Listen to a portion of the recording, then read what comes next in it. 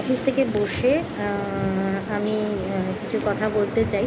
আমার যে সমস্ত ইউটিউব বন্ধুরা আছে, আমরা যারা ইউটিউবাররা, তাদের জন্য বলছি যে সোমবার আমরা আশায় বসে আছি যে একটা রায় বেরোবে, একটা বিচার হবে।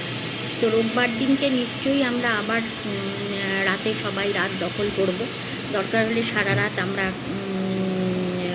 থাকবো। মহামান্য আদালতের কাছে যেন এটাই পৌঁছায় যে বিচারের রায়টা যেন সঠিক হয়। শুধু একমাত্র সঞ্জয় রায়কে ধরা হয়েছে, আর যে অপরাধীরা, আমি বারবার আমার সমস্ত ভিডিওতে একটাই কথা বলছি, আর যত অপরাধী আছে সমস্ত অপরাধীদের খুঁজে বার করতে হবে। একা সঞ্জয় রায়ের দ্বারা এই কাজ সম্ভব নয়। ও তিলোত্তমার যত